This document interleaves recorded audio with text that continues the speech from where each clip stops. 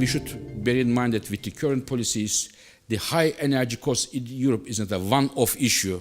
This year, next year it will come down. No, it's a structural issue. We think that the current cost structure, energy cost structure, is directly affecting the European industries, affecting the European economy, and perhaps more important, 30 million jobs who are employed in these energy-intensive industries.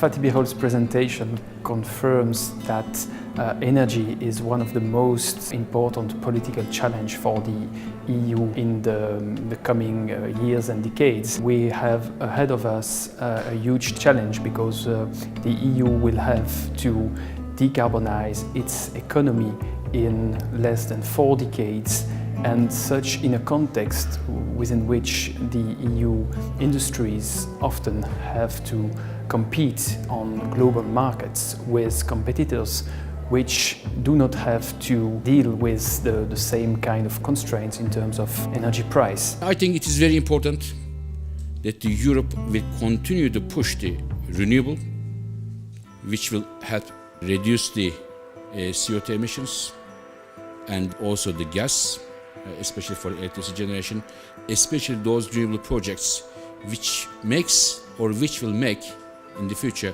economic sense. The main reason here why countries pushing the energy efficiency button is not to address the climate change, but mainly to reduce the cost of energy. But at the end of the day, it will also help to reduce the CO2 emissions. So this is a very good news. Dr. Birol presented some very important conclusions from the IEA, which are consistent with their message that we like to emphasize, the importance of energy efficiency, for example. However, I always like to bear in mind that what the IEA is presenting about the future are projections based on a model, and what he presented today is a particular set of projections, and they don't actually predict the future. It's a future that would lead to quite a lot of climate change because it preserves the amount or the proportion of fossil fuels in global energy supply. So we can actually make a difference through policy.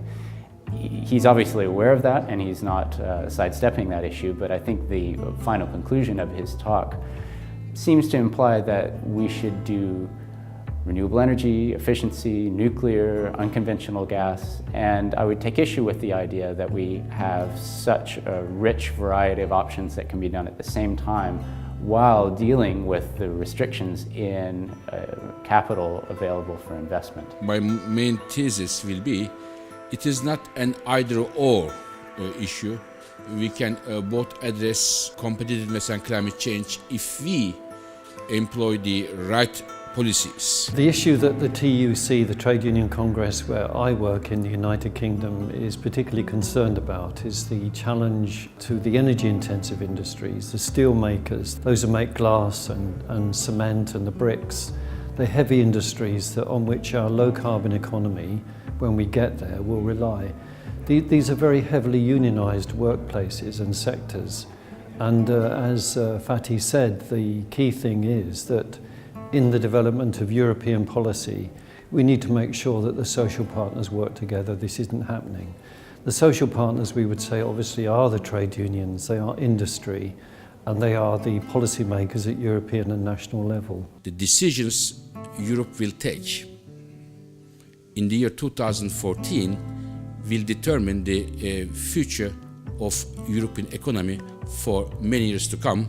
And as such, I believe the organizations like the ETUI and the others will play a very important role to make the policymakers to get the right decisions and to make the decisions looking at it from the consumer's perspective, producer's perspective, but more importantly, from the European perspective.